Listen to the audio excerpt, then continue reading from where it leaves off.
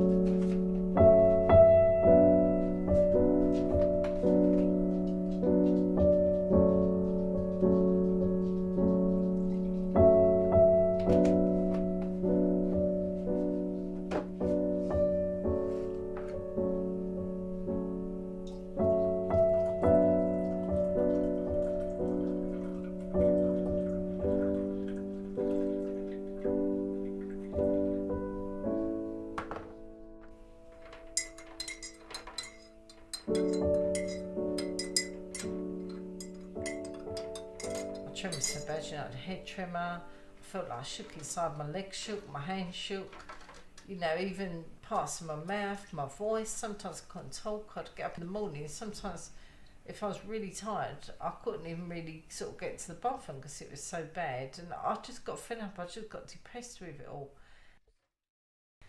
Well, I first went to the doctors when I was about 15 or 16. My mum took me because, well, basically she'd had a letter from the school because I was struggling to do things such as needlework, and I started doing a secretarial course, shorthand, and I knew I did it. My family knew I did it, but no one really spoke about it. So she was called up to school and she took me along to the GP, who actually put me on Valium, which is horrendous really when I was 15 or 16, and then that didn't work, so I was referred to the hospital, and I was taken in for a couple of weeks for tests, but they didn't really know much about it and what it was. And then when I was 35, I was actually properly diagnosed. So I had private healthcare at the time, and I decided, because my son had started developing signs of having this tremor himself, I decided to try and seek help further to see what it was. I couldn't do anything. I couldn't hold a cup of tea, couldn't hold a knife and fork, couldn't eat my dinner properly. They were very bad. The surgeon actually said to me that he was surprised I'd waited so long to have the operation. Yeah, everything was very difficult for me, in that I couldn't really manage lots of things. You know, going out was becoming a nightmare. Eating, drinking, writing, just everyday things really. Even from getting things off the shelf in the bathroom was very difficult for me.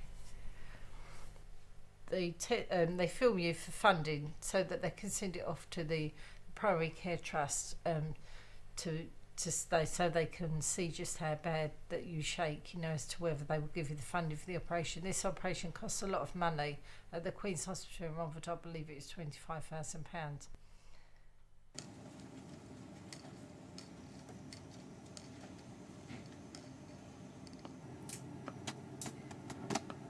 And with the same with the other side.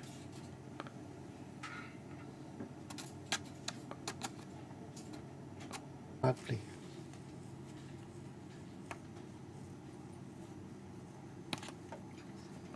Okay, and now with the other leg, try to touch this card for you.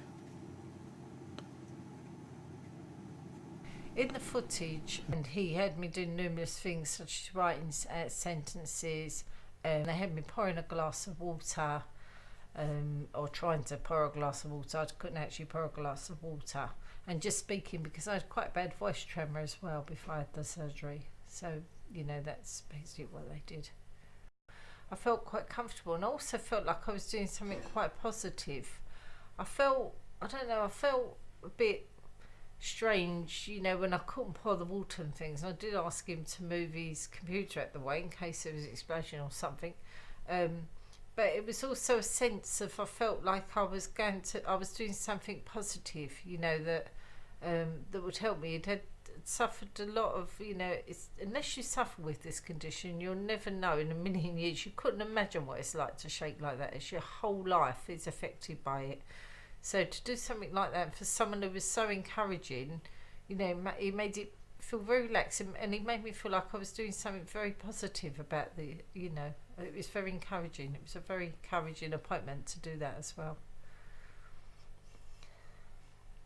You know, after I went to the tests and everything, the thought of having that operation, and I'd been out of work, but the thought of having that operation kept me going for a year. Although I was really positive about having it, I was also very, very frightened, but it was the only way I could see changing my life. You know, having tremor like that, people had tried to help me to go back to work, but they couldn't really see it. Do you know what I mean? There was very minimal jobs I could do, and I just couldn't see, you know, like not working anything, and I was working voluntary, luckily enough, but I just could not see a way out of it all. And I think I did get quite depressed with it all, really. And then when I had the opportunity to go to Queen's Hospital and have these tests, it was so like positive, and I felt it really, waiting for the funding and then to the surgery, that kept me going. It was almost like exciting that I was going to change my life dramatically, and I still do plan to change my life. I've changed it in many ways. Obviously, I'm sitting here a living miracle now, but next year I am really going to change my life, and this operation has helped me do that. It really has. It's just fantastic. This surgery has been so life-changing for me. I actually said to a friend that, you know, obviously I don't want to die or anything, I've nearly had this year, but if I lived for 1-2 years after that surgery to have had this different life, it would have all been worth it. I can't put into words. I don't want to get too emotional, but I don't know, it's just absolutely fantastic. If I'd love someone to fill my life all the way through from my school days to now, and it's just, I don't know, it's just absolutely fantastic. It's definitely